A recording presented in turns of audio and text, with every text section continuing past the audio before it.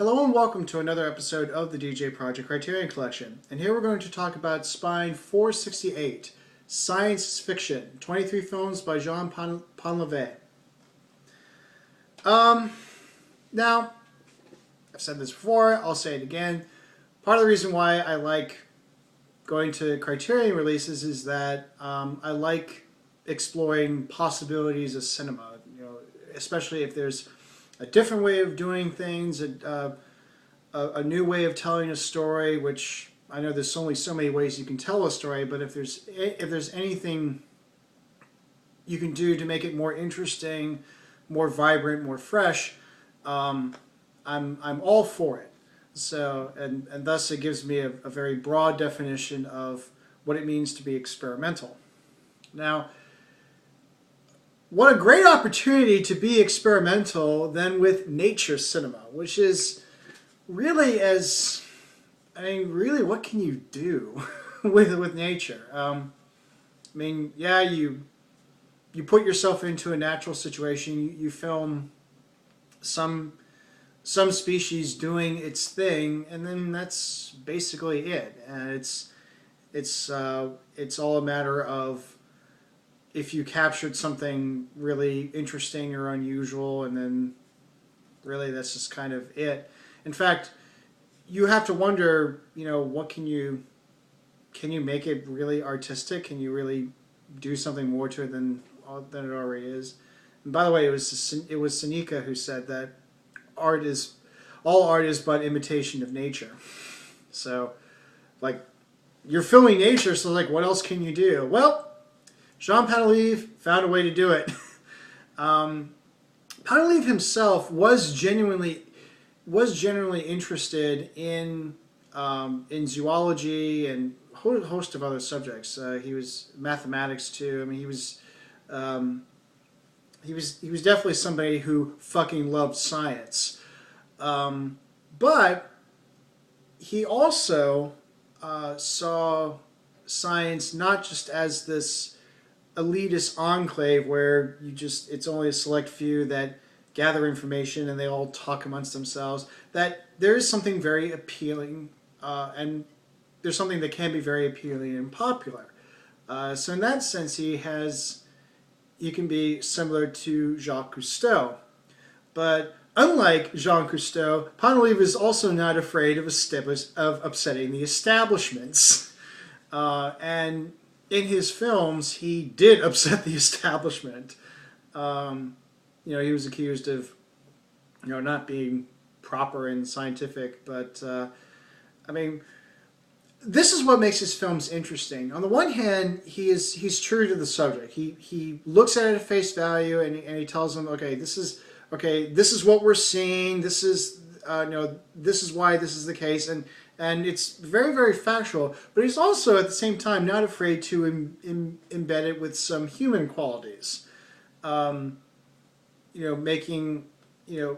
Certainly making comparisons to other figures. It's like, oh look, there's a praying Buddha, or they're doing this, and boy, is there a lot of sex in this. This is the other thing that defines Painlevé. He had some associations with the Surrealists, and one of the things that the Surrealists found fascinating, and perhaps just the French in general, was sex. By the way, he was never directly involved with the movement, but not for acrimonious reasons, unlike, say, Jean Cousteau, the other JC.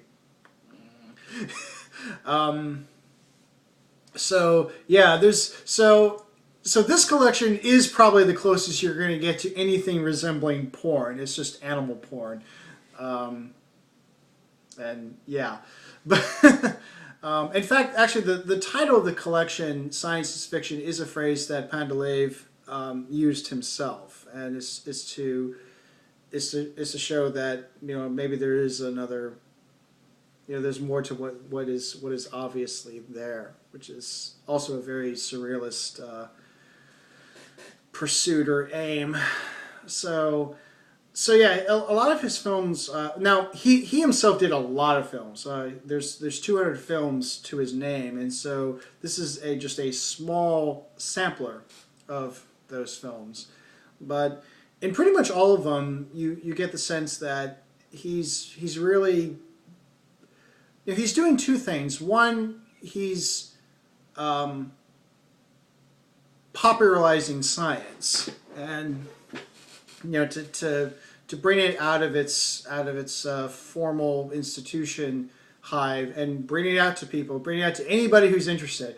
Because let's face it, I think we're all interested in these things. That's why certain nature documentaries are instantly appealing. We want to, and since we ourselves are a part of nature, we are physical beings. We're living in a physical reality. We deal with nature. No matter how much we build around ourselves, there's still that desire to connect with nature. And so anything that showcases that, we grab onto. And so that was certainly part of the drive, I would imagine, for Painlevé, is just to show this out. So one is to make it popular and interesting, and to engage with an audience, but at the same time being true to the science and saying, okay, this is what's happening, this is why this is the case, and this is what you see here, and just laying it all out. It's just laying it all out in a very entertaining way. So if you want to be entertained at the same time you're being informed, this is a good way to go. Now, I'm going to be completely honest here. I've had this set for a while. I haven't had really the chance to go through all 23 films. And I think it would just be, it wouldn't really do it justice, me trying to describe each and every film. Even if I were to see all of them, it would be boring to go through all of them. But for me personally, I haven't had the time to see all of them, so I can't speak for all of them. In fact, there's another aspect to this particular release that really caught my attention, and what really made me interested in this. Back in 2001, the rock band Yo La Tengo was commissioned to play some music on top of 8 of Painlevé's films, and they made this program, this live music program in conjunction with the films, called The Sounds of Science. They later released a CD of it called The Sounds of Silence, because the program itself lasts for 90 minutes. You can't fit 90 minutes in a single disc, so there's there's an abridged rendering and a more refined rendering of that performance, and now it becomes The Sounds of Silence. That's the CD.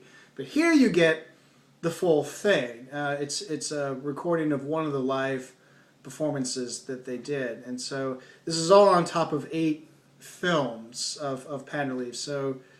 So you get a lot of so you get the films themselves, and then on top of this other layer with Yo La Tengo, which I like them as a band. I haven't heard everything of their discography. I'm still slowly getting into, but it was a band that perked my ears and perked my interest, and so this was like a great opportunity to go, oh, there's a lot of wind in there, and so I got into that, and it's very, I certainly enjoy the Sounds of Science program.